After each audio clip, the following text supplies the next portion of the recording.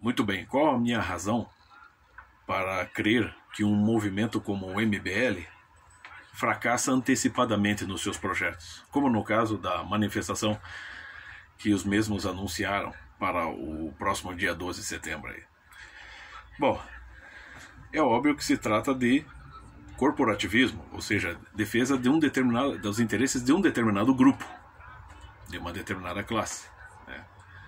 Não são pautas que realmente atendem à voz do povo ou aos interesses do povo. Eles não estão dando uma resposta satisfatória ao povo, mas apenas a um determinado grupo. Apesar dos pesares, né, apesar de tudo, o Reinaldo Azevedo uma vez classificou o PT muito bem como um partido de sindicatos, portanto um partido corporativista. Assim, se o PT já arrastou multidões aqui no Brasil para se eleger, para se manter no poder durante mais de 10 anos, não foi por atender aos interesses do povo, mas por um discurso que iludiu o povo, e de fato iludiu. E se percebeu isso até as próprias pautas da Lava Jato, né? Provam que o PT é um partido corporativista, um partido elitista. O Bolsonaro faz isso? Gosta ou não gosta do Bolsonaro, o homem arrasta multidões. Por quê? Perceba ao longo da carreira do Lula que ele mais fala às multidões do que as ouve. Entendeu? Ou seja, uma imposição do interesse, né?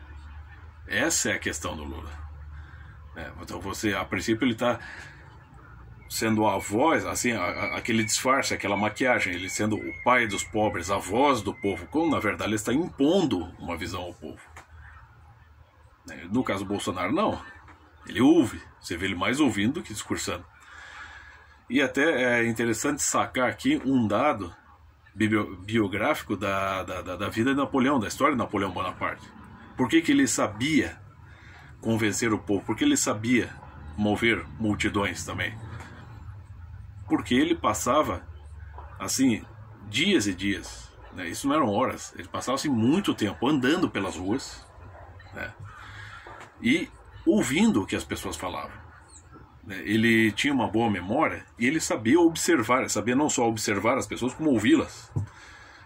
Até nas reuniões mais das cortesãs, ele estava em todos os lugares.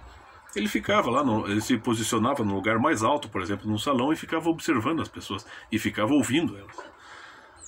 Então, quando ele fazia um discurso, geralmente ele usava as palavras da própria população.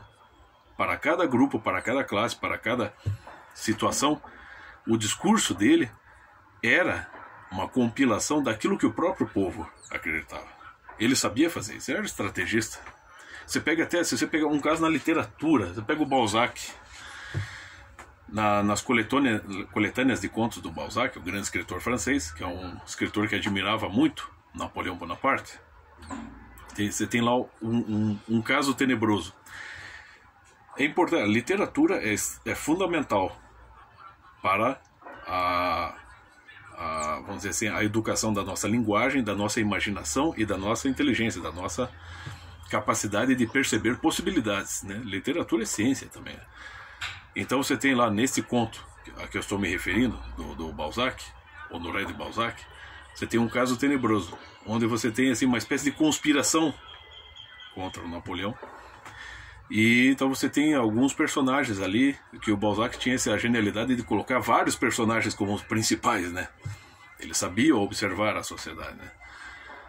E então, 2 personagens estão presos por acusação de tramarem contra o cônsul, né, no caso, cônsul vitalício, Napoleão Bonaparte. E então, uma das parentes, acho que é a irmã dos 2 aristocratas ali, que estão presos, ela vem pedir uma clemência, ela vem, de certa forma, provar para o Napoleão Bonaparte que eles são inocentes de uma trama contra ele, contra o cônsul, contra o Estado. Mas eram tempos de guerra. E o que o Napoleão Bonaparte responde para ela?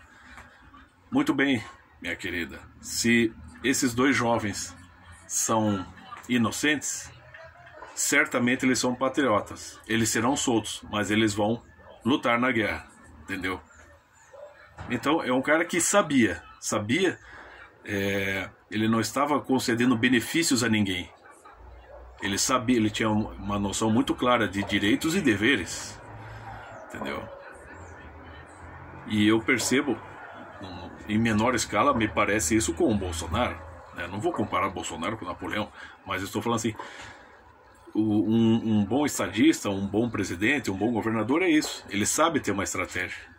E, né, da Revolução Francesa para cá, a quantidade de estrategistas, né, só aumentou na humanidade. Então é isso. E no caso de grupos como o MBL, é o corporativismo. Eles não respondem pela população. As pautas deles não são universais, entendeu? São pautas muito específicas. Então eles não vão mover multidões. Não é nem questão, porque eles têm todo o direito de fazer, até eu não sou contra, vão lá e façam um movimento. Eu acredito que até vai dar vão conseguir reunir uma quantidade razoável de pessoas, mas essas não vão, obviamente, não vão chegar.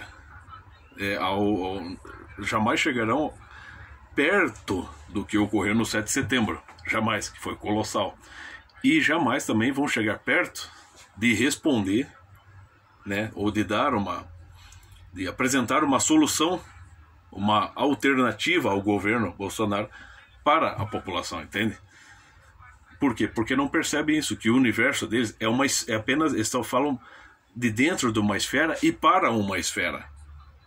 Eles falam para eles mesmos e não para a população. Penso eu, essa é a minha opinião. Ok?